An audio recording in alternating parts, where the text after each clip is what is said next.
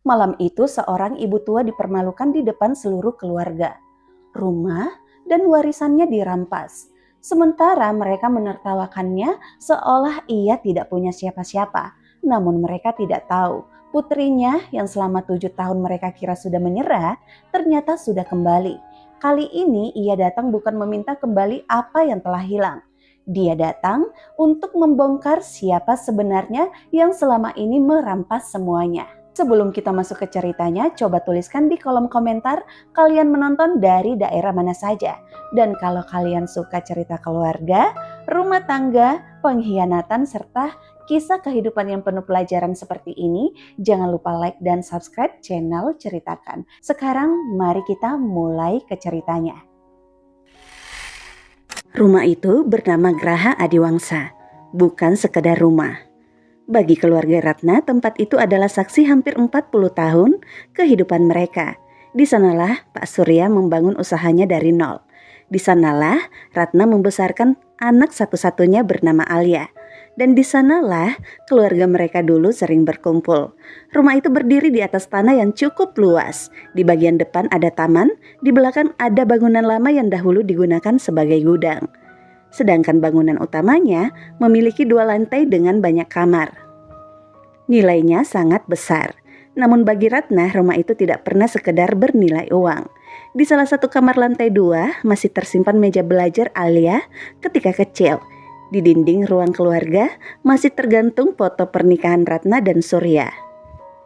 Dan di halaman belakang masih tumbuh pohon mangga yang ditanam Alia ketika berusia 7 tahun. Semuanya berubah ketika Surya meninggal. Ia meninggalkan surat wasiat. Isinya sederhana. Sebagian besar aset keluarga diberikan kepada Ratna untuk menjamin kehidupannya. Setelah Ratna meninggal, aset tersebut akan menjadi milik Alia.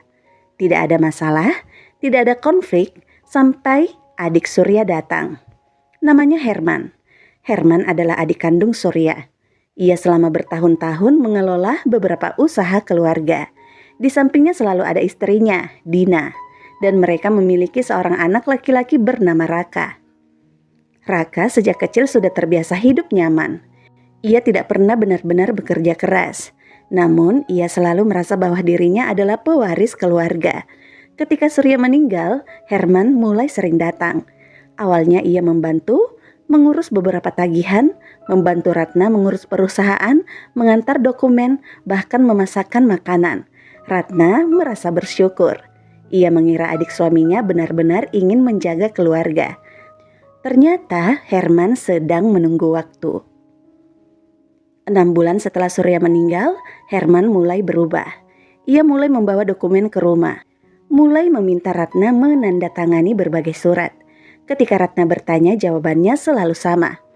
Ini hanya administrasi biasa, Mbak. Ratna tidak terlalu paham masalah hukum. Ia mempercayai Herman. Suatu hari, Alia pulang dari kota tempat ia bekerja. Alia menemukan beberapa surat di atas meja. Ia membaca salah satunya. Kemudian wajahnya berubah. "Bu, ini apa sih?" Ratna bingung. "Dokumen perusahaan katanya untuk memperbaharui data." Alia membaca lagi. "Ini surat pengalihan hak, Bu." Ratna terdiam. "Maksudnya?" "Kalau ibu tanda tangan ini, sebagian aset bisa berpindah pengelolaan, Bu." Ratna langsung memanggil Herman. Herman datang malam itu. Ia tidak marah, justru tersenyum. "Alia, kamu terlalu curiga. Kalau memang tidak ada masalah, kenapa harus disembunyikan?" Herman menatap Ratna, kemudian menatap Alia.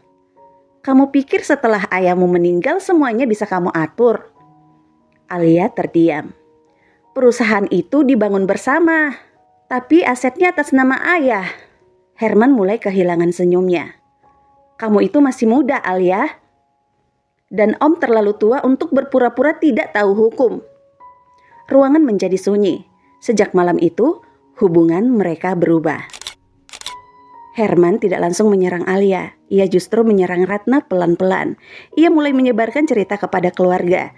Ratna disebut terlalu serakah, Ratna disebut menyembunyikan aset. Ratna bahkan dituduh menghabiskan uang perusahaan untuk kepentingan pribadi. Dina ikut membantu. Ketika ada acara keluarga, Dina sering berbicara seolah-olah Ratna adalah perempuan yang tidak tahu berterima kasih. Kalau bukan karena Herman, perusahaan itu mungkin sudah bangkrut. Orang-orang mulai percaya. Alia mencoba membela ibunya. Tetapi semakin ia membela, semakin Herman mengatakan bahwa Alia hanya ingin mendapatkan warisan. Suatu hari, Herman membawa satu kabar yang membuat semua orang terkejut. Ia mengatakan menemukan bukti bahwa sebagian aset keluarga ternyata berasal dari perusahaan yang secara hukum dikuasai bersama. Herman ingin menjadikan Raka sebagai penerus. Ratna menolak. Surya sudah membuat wasiat. Herman menjawab dingin. Wasiat bisa dipersoalkan? Itu peninggalan suamiku, Herman. Dan sekarang suamimu sudah tidak ada, Mbak. Kalimat itu membuat Ratna terdiam. Alia langsung berdiri. Jangan bicara seperti itu kepada ibuku. Herman menatap Alia. Kamu sebaiknya belajar satu hal. Apa? Dalam keluarga yang bertahan bukan selalu yang paling benar. Ia tersenyum. Tapi yang paling kuat. Beberapa bulan kemudian sebuah masalah besar muncul. Perusahaan keluarga mengalami kerugian. Ada pinjaman, ada proyek yang gagal. Dan Herman menuduh Ratna telah menggunakan uang perusahaan tersebut tanpa izin. Alia tahu ibunya tidak mungkin melakukan itu. Tetapi kali ini bukti yang muncul jauh lebih rumit. Ada tanda tangan Ratna, ada dokumen transaksi, ada rekening. Bahkan ada beberapa saksi. Ratna diperiksa. Alia berusaha mencari bantuan. Namun ia menghadapi masalah lain. Herman membuat keluarga percaya bahwa Alia sengaja ingin mengambil perusahaan. Bahkan Raka mulai mengatakan kepada orang-orang bahwa Alia bukan anak yang pantas menjadi pewaris. Rumor semakin buruk, sampai suatu malam Dina mengatakan sesuatu di depan keluarga besar. Siapa tahu sebenarnya Alia bukan anak kandung Pak Surya. Ruangan langsung sunyi. Ratna berdiri. Dina tidak takut. Saya cuma bertanya, Mbak. Alia menatapnya. Kalau mau menuduh, jangan bersembunyi di balik kata bertanya. Dina tersenyum. Kalau memang benar anak kandung, kenapa takut? Herman tidak menghentikan istrinya. Itu yang membuat Alia sadar. Mereka memang sudah merencanakan semuanya. Malam itu Alia mengambil keputusan. Ia pergi, bukan karena menyerah. Ia pergi karena ibunya memintanya. Di depan rumah, Ratna memeluk putrinya. Jangan hancurkan hidupmu karena ibu ya, Nak. Saya akan kembali, Bu. Ratna menangis. Jangan kembali untuk membalas mereka. Alia menatap ibunya. Saya kembali untuk membawa ibu pulang. Alia janji. 7 tahun berlalu, selama 7 tahun Alia tidak pernah kembali. Keluarga mengira ia sudah menyerah. Raka bahkan beberapa kali mengatakan, dia mungkin sudah sadar bahwa warisan itu bukan miliknya. Herman tertawa. Rumah Graha Adiwangsa berubah. Kamar Alia digunakan Raka. Ruang kerja Surya diubah menjadi kantor pribadi Herman. Foto keluarga lama diturunkan. Foto-foto Raka dipasang. Dina bahkan mengatakan, rumah ini akhirnya kembali kepada keluarga yang sebenarnya. Sementara itu, Ratna semakin terpuruk. Ia menghadapi proses hukum. Ia kehilangan sebagian besar aset. Dan pada akhirnya, ia dijatuhi hukuman penjara karena tuduhan penggelapan. Hari ketika Ratna dibawa masuk ke penjara, tidak ada satupun anggota keluarga Herman yang datang. Mereka bahkan mengadakan makan malam. Raka mengangkat gelas. Mulai sekarang kita bisa hidup tenang. Herman tersenyum. Namun mereka tidak tahu, Alia masih berusaha. Selama 7 tahun itu, ia bekerja dari bawah. Ia belajar mengelola perusahaan, mempelajari properti, mempelajari kontrak, mempelajari bagaimana sebuah bisnis bisa dihancurkan tanpa satupun orang menyadarinya. Ia tidak menjadi kaya secara tiba-tiba. Tidak ada keberuntungan ajaib. Ia hanya bekerja sedikit demi sedikit. Sampai akhirnya ia memiliki sebuah perusahaan kecil sendiri. Dan perusahaan itu berkembang, sangat berkembang. Namun Alia tidak pernah menggunakan kekayaannya untuk membeli kembali rumah keluarganya. Ia menunggu karena ia tahu suatu hari mereka akan membutuhkan sesuatu yang tidak bisa mereka beli. Malam itu Herman mengadakan pesta besar. Alasannya adalah ulang tahun Raka, sekaligus pengumuman bahwa Raka akan menikah dengan seorang perempuan bernama Clara. Para tamu berdatangan, lampu rumah dinyalakan. Musik terdengar. Dina berjalan dengan pakaian mahal. Herman tersenyum kepada semua orang. Ia merasa berhasil. Di salah satu sudut ruangan, Ratna berdiri. Ia baru mendapatkan izin keluar untuk menghadiri acara keluarga. Namun tidak ada yang memperlakukannya sebagai ibu rumah tersebut. Dina justru mendatanginya. "Mbak Ratna, sebaiknya jangan terlalu lama di sini." Ratna menatapnya. "Ini kan rumah saya." Dina tertawa. "Itu dulu." Lalu Herman datang. "Mbak, jangan membuat suasana tidak nyaman." Ratna menunduk. Herman kemudian mengangkat suara. "Mulai malam ini Raka akan resmi menjadi penerus keluarga." Tepuk tangan terdengar. Raka tersenyum. Lalu Herman berkata sesuatu yang membuat Ratna membeku. "Setelah semua yang terjadi, akhirnya kita bisa memastikan bahwa warisan keluarga ini tidak jatuh ke tangan orang yang tidak berhak." Tatapan semua orang tertuju kepada Ratna. Dina kemudian berkata, "Dan anaknya pun sudah lama pergi." Ia pun tertawa kecil. Mungkin karena sadar diri. Ratna menahan air mata. Kemudian seorang tamu bertanya, "Memangnya Alia masih ada kabar?" Raka menjawab sambil tertawa, "Entahlah. Kalau dia masih menganggap dirinya pewaris, suruh saja pulang." Beberapa orang tertawa. Kemudian pintu depan terbuka. Semua suara berhenti. Alia mulai masuk. Tidak membawa pengawal, tidak membawa rombongan. Ia berjalan sendirian. Herman langsung mengenalinya. Wajahnya berubah. Dina memucat, Raka berdiri. "Alia?" Alia tidak menjawab. Alia langsung berjalan kepada ibunya. Ratna menatapnya. Beberapa detik ia tidak percaya. Kemudian air matanya jatuh. "Nak, kamu pulang." Alia menggenggam tangannya. "Alia kan udah janji, Bu." Herman berusaha tersenyum.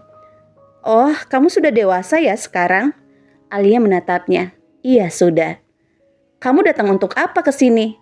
Alia melihat seluruh ruangan. "Mengambil ibuku." Dina tertawa. "Ini kan rumah kami." Alia menoleh. "Iya, saya tahu." Ia melihat rumah itu. "Karena itu saya tidak akan berdebat dengan kalian di sini." Herman bingung. "Lalu?" Alia tersenyum tipis. "Saya sudah menunggu 7 tahun." Alia menatap Herman. "Dan saya tidak datang tanpa persiapan." Keesokan paginya sesuatu yang tidak pernah dibayangkan Herman terjadi. Sebuah surat resmi datang, bukan gugatan dari Alia, bukan laporan polisi, melainkan pemberitahuan bahwa sebuah perusahaan investasi telah mengambil alih hak atas beberapa pinjaman yang selama ini membebani perusahaan Herman. Herman membaca nama perusahaan itu. Wajahnya pucat. Nama perusahaan tersebut adalah Arunika Capital. Ia pernah mendengar nama itu.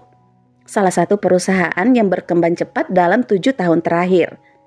Siapa pemilik Arunika ini ya? Jawaban di ujung telepon membuatnya diam. Alia Surya. Herman menjatuhkan telepon. Inilah fakta yang tidak diketahui Herman. Selama bertahun-tahun, Alia bukan sekadar mengumpulkan uang. Ia mempelajari bisnis keluarga. Alia mengetahui bahwa perusahaan Herman memiliki banyak hutang. Ia tahu sebagian aset yang digunakan sebagai jaminan. Dan Alia tahu beberapa kreditur mulai kehilangan kepercayaan. Alia tidak mengambil perusahaan itu dengan cara ilegal.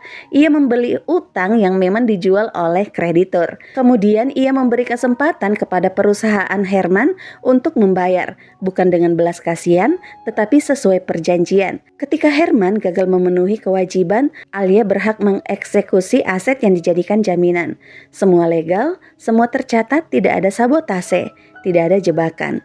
Herman sendiri yang selama ini bertahun-tahun membangun utang tersebut. Alia hanya menunggu sampai saatnya tiba. Dan sekarang saat itu datang. Raka adalah orang pertama yang kehilangan kendali. Ia mendatangi Alia. "Kamu sengaja yang melakukan ini?" Alia menatapnya. "Tidak." "Kamu ingin menghancurkan keluarga kami, Alia." "Ini bukan keluarga saya." Raka terdiam. "Sejak kalian mengusir ibu, kalian sudah memilih sendiri siapa keluarga kalian." Raka mengepalkan tangan. "Kamu tidak berhak." Alia mengeluarkan sebuah map. "Kalau begitu baca itu." Raka membukanya. Di dalamnya ada dokumen lama milik ayah Alia. Bukan bukti kriminal, bukan rekaman rahasia, melainkan sesuatu yang jauh lebih sederhana, surat wasiat asli dan dokumen pendirian yayasan keluarga. Ternyata Surya telah membuat satu ketentuan, jika ada anggota keluarga yang mencoba memindahkan aset warisan dengan cara melanggar ketentuan wasiat, aset tersebut tidak otomatis menjadi miliknya. Aset akan masuk ke sebuah badan amanah keluarga. Herman selama ini mengabaikan badan tersebut, karena selama 7 tahun tidak ada yang menuntut haknya. Namun Alia telah mengaktifkannya kembali. Raka membaca dokumen itu, tangannya gemetar. Jadi kalian jangan bilang kalau saya mengambil milik kalian. Alia menatapnya. Saya hanya berhenti membiarkan kalian memakai sesuatu yang bukan hak kalian. Namun ada satu hal yang bahkan Alia sendiri belum tahu. Ratna menyimpan rahasia. Malam setelah Alia pulang, Ratna akhirnya membuka sebuah kotak tua. Di dalamnya ada surat dari Surya. Ratna memberikannya kepada Alia. Ayahmu menitipkan ini kepada ibu. Alia membaca surat itu. Surya ternyata sudah mengetahui bahwa Herman memiliki masalah dengan utang. Ia bahkan sudah memperingatkan Ratna. Tetapi Surya tidak pernah menyangka bahwa Herman akan sampai memfitnah Ratna. Di akhir surat itu terdapat satu kalimat. Kalau suatu hari keluarga kita berebut harta, jangan biarkan harta menentukan siapa yang paling berharga. Alia menangis, bukan karena harta, tetapi karena akhirnya ia memahami alasan ayahnya membuat semua itu. Ia tidak ingin warisan menjadi sumber kehancuran. Namun Herman telah melakukan sebaliknya. Ia menjadikan warisan sebagai senjata. Ratna memegang tangan Alia. Jangan lakukan sesuatu hanya karena marah ya nak.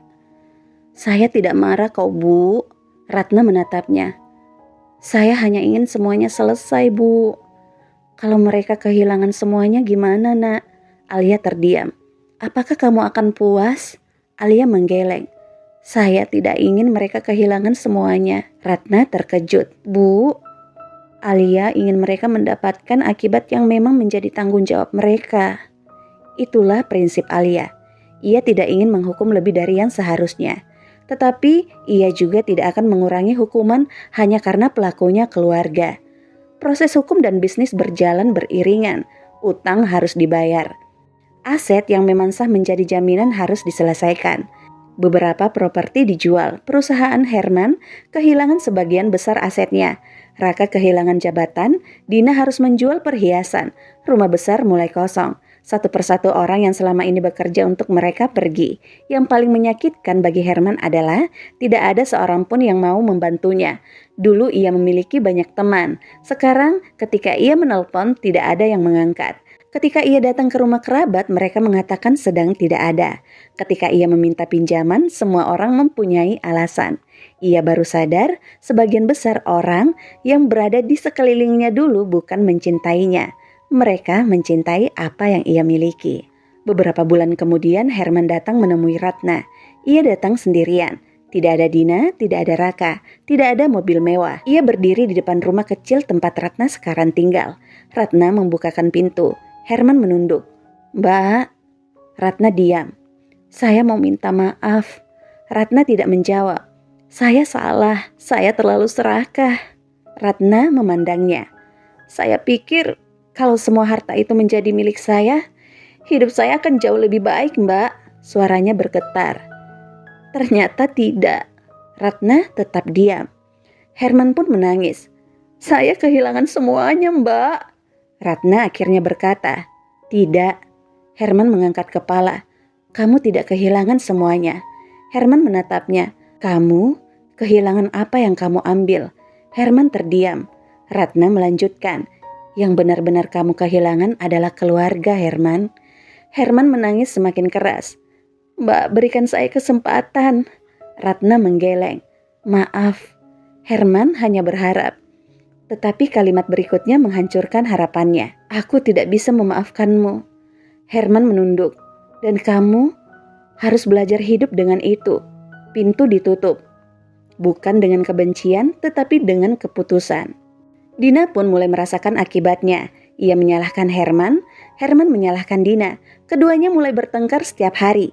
Dina mengatakan Herman yang memulai semuanya. Herman mengatakan Dina yang menyebarkan fitnah.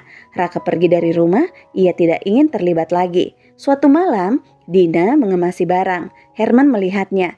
"Kamu mau kemana?" Dina menjawab dingin, "Aku mau pergi." "Kita kan masih suami istri." Dina tertawa pahit. "Iya, ketika kamu masih punya uang, aku istrimu." Ia berhenti. "Sekarang kamu udah gak punya apa-apa, Mas." Herman menatapnya. Dina pun pergi. Untuk pertama kalinya dalam hidupnya, Herman benar-benar sendirian. Rumah Graha Adiwangsa akhirnya kosong. Hari terakhir sebelum rumah itu diserahkan kepada pihak yang sah, Herman datang. Ia berdiri di ruang keluarga, tidak ada furnitur, tidak ada lukisan, tidak ada lampu mewah, dinding kosong, dan hanya lantai dingin. Herman berjalan menuju kamar lama Alia. Pintu terbuka, ruangan itu kosong. Ia duduk di lantai, dan untuk pertama kalinya ia menangis, tanpa ada siapapun yang melihat. Ia mengingat Alia kecil. Dulu Alia sering memanggilnya Om. Dulu ia pernah menggendong Alia. Dulu Alia pernah mempercayainya.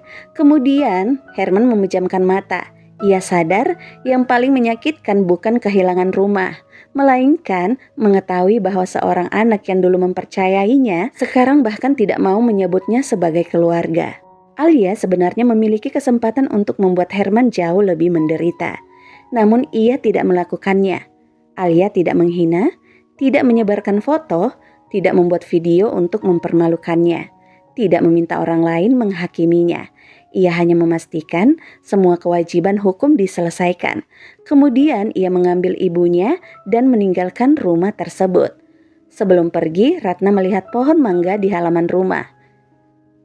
"Masih hidup." Alia tersenyum. "Iya, seperti ibu." Ratna tertawa kecil. Mereka berjalan menuju mobil. Tidak ada pesta, tidak ada sorak-sorai, tidak ada kemenangan besar.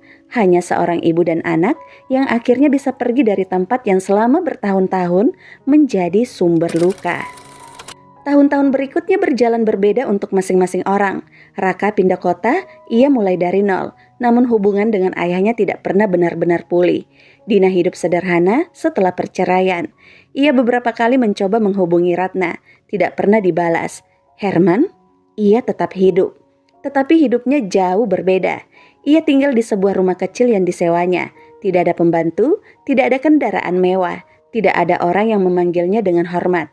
Setiap kali melihat keluarga lain berkumpul, ia teringat keluarganya sendiri. Setiap kali mendengar kata warisan, ia teringat Ratna. Setiap kali melihat pohon mangga, ia teringat Alia kecil. Ia pernah mencoba meminta maaf lagi, namun Alia tidak pernah datang. Bukan karena Alia membenci pamannya, justru karena Alia sudah tidak menganggapnya penting. Dan bagi Herman, itulah hukuman yang paling berat. Bukan dibenci, tetapi dilupakan. Ratna membutuhkan waktu bertahun-tahun untuk benar-benar pulih. Ia tidak langsung bahagia. Kadang ia masih terbangun tengah malam. Kadang ia masih takut ketika melihat surat resmi. Kadang ia masih merasa malu mengingat hari ketika dirinya dipermalukan di depan keluarga. Alia tidak pernah memaksanya melupakan. Ia hanya selalu mengatakan, "Ibu tidak perlu melupakan." Ratna menatap putrinya. "Yang penting ibu tidak lagi hidup di masa mereka." Perlahan Ratna kembali tersenyum. Ia mulai merawat taman, menanam bunga, dan memasak. Dan suatu sore, ia duduk di teras bersama Alia. "Kalau ayahmu masih ada, dia pasti sangat bangga." Alia tersenyum. "Saya juga berharap begitu, Bu." Ratna menggenggam tangannya. "Terima kasih anak sudah pulang." Alia menjawab, "Saya memang terlambat." Ratna menggeleng. "Tidak, Nak." Dan ia tersenyum. "Kamu pulang tepat ketika ibu membutuhkanmu." Beberapa tahun kemudian, Alia mengambil keputusan besar. Sebagian aset keluarga digunakan untuk membangun sebuah tempat pelatihan bagi perempuan yang mengalami masalah ekonomi setelah kehilangan pasangan atau menghadapi sengketa keluarga. Nama tempat itu sederhana, Rumah Surya. Tidak ada nama Alia, tidak ada nama Ratna, karena Alia tidak ingin tempat itu menjadi monumen kemenangan. Ia ingin tempat itu menjadi sesuatu yang bermanfaat. Ratna sering datang ke sana. Ia bertemu banyak perempuan yang mengalami masalah. Dan setiap kali ada seorang yang merasa hidupnya sudah berakhir, Ratna selalu berkata, "Jangan takut memulai lagi, bukan karena hidup akan mudah, tetapi karena manusia tidak boleh menyerahkan seluruh hidupnya kepada orang yang pernah menyakitinya." Suatu hari Raka datang. Ia sudah berubah, tidak lagi sombong seperti dulu. Ia berdiri di depan Ratna. Ratna menatapnya. Raka menunduk. "Saya minta maaf ya Bude." Ratna diam. Raka menarik napas. "Saya dulu ikut mengatakan hal-hal yang buruk." Ratna mengangguk. "Saya tahu." Ratna mengangguk. "Saya tahu saya salah." Ratna tersenyum kecil. "Kamu masih muda waktu itu." Raka menatapnya. "Apakah Bude memaafkan saya?" Ratna tidak langsung menjawab. "Bude tidak menyimpan dendam." Raka menghela napas. Namun Ratna melanjutkan, "Tapi jangan salah mengira, tidak menyimpan dendam dengan melupakan." Raka menunduk. Ratna tidak mengusirnya, namun ia juga tidak memeluknya. Ia memberinya batas. Karena tidak semua orang yang menyesal harus mendapatkan kembali posisi yang dulu mereka miliki. Beberapa tahun setelah semuanya berakhir, Herman mendengar tentang rumah Surya. Ia membaca sebuah artikel kecil. Di sana terdapat foto Ratna dan Alia. Mereka sedang tersenyum. Herman memandang foto itu lama. Di belakang Ratna ada beberapa perempuan yang sedang mengikuti pelatihan. Herman membaca nama program tersebut. Ia tersenyum karena ia akhirnya memahami sesuatu. Alia tidak menggunakan warisan untuk membangun kehidupan yang lebih mewah. Ia menggunakan warisan untuk membantu orang lain. Sementara Herman menghabiskan hidupnya mengejar warisan hanya untuk kehilangan semua orang yang ia cintai. Ia menutup koran. Ruangan kembali sunyi. Tidak ada siapa-siapa, tidak ada keluarga, tidak ada suara anak, tidak ada suara istri, hanya jam dinding. Dan Herman menundukkan kepala. Dan untuk pertama kalinya, ia mengucapkan kalimat yang tidak pernah bisa mengubah apapun. "Saya menghancurkan hidup saya sendiri." Ada orang yang percaya bahwa setiap penyesalan harus dibalas dengan kesempatan kedua. Tetapi kehidupan tidak selalu sesederhana itu. Penyesalan Herman memang nyata, namun penyesalan tidak mengembalikan tahun-tahun Ratna di balik jeruji. Penyesalan tidak menghapus penghinaan. Penyesalan tidak mengembalikan masa muda Alia. Dan penyesalan tidak membuat kebohongan yang pernah ia sebarkan menjadi tidak pernah terjadi. Alia memilih tidak membalas, tetapi ia juga memilih tidak memaafkan. Bukan karena hatinya penuh kebencian, melainkan karena ia sadar memaafkan bukan kewajiban korban. Begitu juga kesempatan kedua. Bertahun-tahun kemudian, Alia berdiri di halaman rumah baru yang dibangunnya untuk ibunya. Rumah itu tidak sebesar Geraha Adiwangsa, tidak ada gerbang tinggi, tidak ada lampu kristal, tidak ada ruangan besar, tetapi di belakang rumah ada taman. Dan di tengah taman, Alia menanam pohon mangga. Ratna keluar membawa 2 cangkir teh. Ia melihat pohon itu, kemudian tersenyum. "Kamu masih ingat?" Alia tertawa. "Bagaimana aku bisa lupa, Bu?" Mereka duduk di teras. Matahari mulai turun. Untuk pertama kalinya setelah bertahun-tahun, Ratna benar-benar merasa rumah itu adalah rumah. Bukan karena luas, bukan karena mahal, tetapi karena tidak ada seorang pun di dalamnya yang ingin mengambil sesuatu dari orang lain.